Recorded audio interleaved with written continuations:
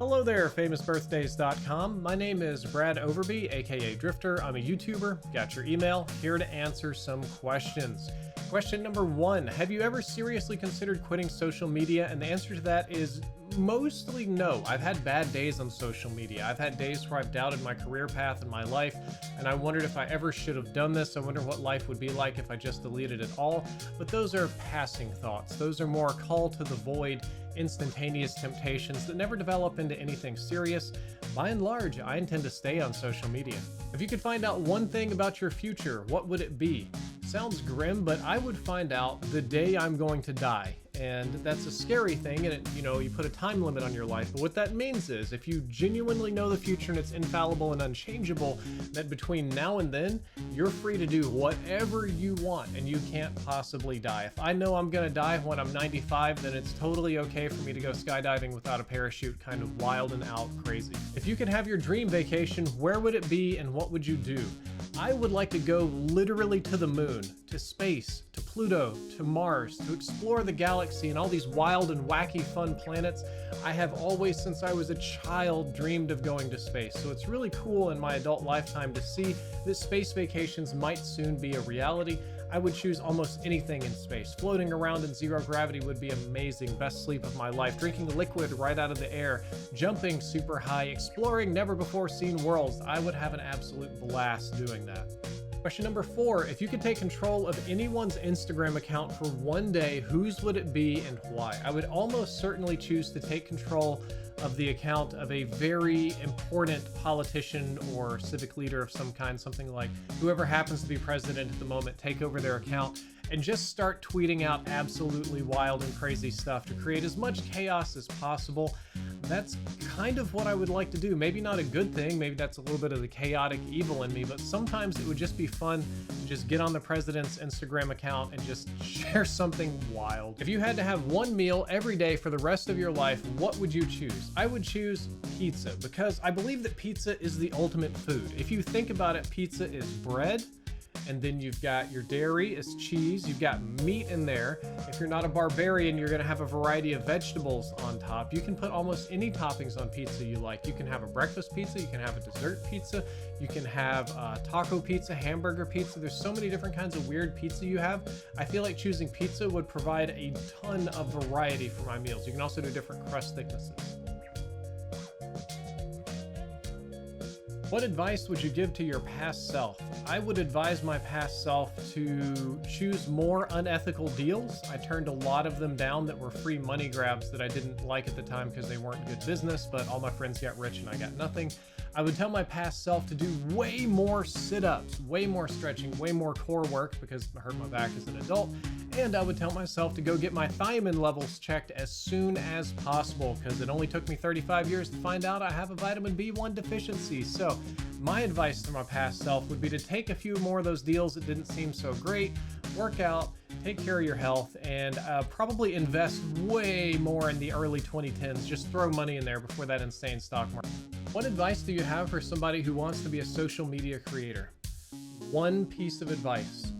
Start out making content that you yourself personally like. If you start out making content that you think is going to be popular, and the enjoyment that you get out of what you're doing is your quest or attainment of popularity, of views and subs, that's what you think will be fulfilling, it won't be. It'll cause you to create mediocre content that blends in with everybody else that's out there trying to create the same kind of stuff that they think is going to make them popular.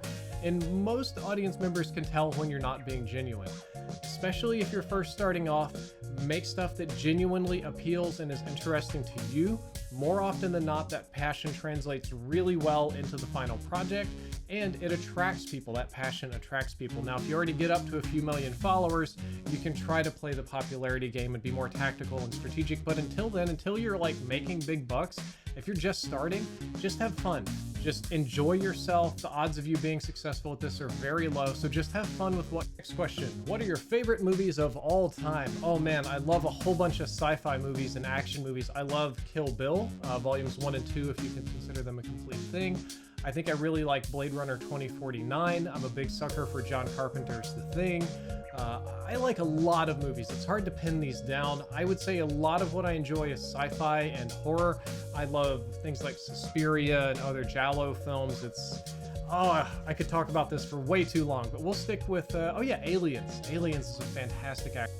What is your biggest pet peeve? I'm gonna list 2 of these. Number 1 is people that talk in movie theaters. If I owned a movie theater, I would have automatic turrets loaded with 50 caliber rounds. The moment somebody talks or gets on their phone, pew, pew, pew, pew, pew, they're gone, iced, dead. The other thing that drives me crazy is people that buy like the low-end cheap stock Mustangs and get on YouTube and Google tutorials about how to make them loud, and then drive around my neighborhood in these really cheap, not fast Mustang cars that are so loud I can hear them from 200 to 300 yards away, and they go by my house, pow, pow, pow, pow, pow, pow, and the engine makes this noise and all my light bulbs flicker and stuff, and I can feel the vibrations. Oh, that would be the death penalty if I were in charge. That's a huge pet peeve for me. What's your favorite video that you ever posted? My favorite video is the cannabis farm vlog, where a friend of mine invited me to tour his new cannabis farm that he started up in Oklahoma City. Kind of gave me behind the scenes access to everything. We made about a 20 to 30 minute video. It's like a little micro documentary about how the cannabis industry works up there. It was super fun. It's my most viewed video. It was the most fun I ever had making or editing a video. That's just my favorite thing I ever made. When did you first go viral? That would be, I think it was late 2008. I first went viral with how not to defuse the bomb in Halo 3 Machinima. Haughty McBloggy, who would later work for 343 Studios, shared it. And then I had a couple of hits with a scary Machinima, The Lighthouse, and I think another one, 2 Guys, 1 Boat, which was a very dumb video, but it was very popular. So I had a couple of lucky breaks in late 2008, maybe early 2009, going viral a few times, and I managed to turn that into a Machinima contract, into a YouTube contract, into whatever it is that I do for a living these days. Do you see social media as your long-term career path? If not, what could you see yourself doing?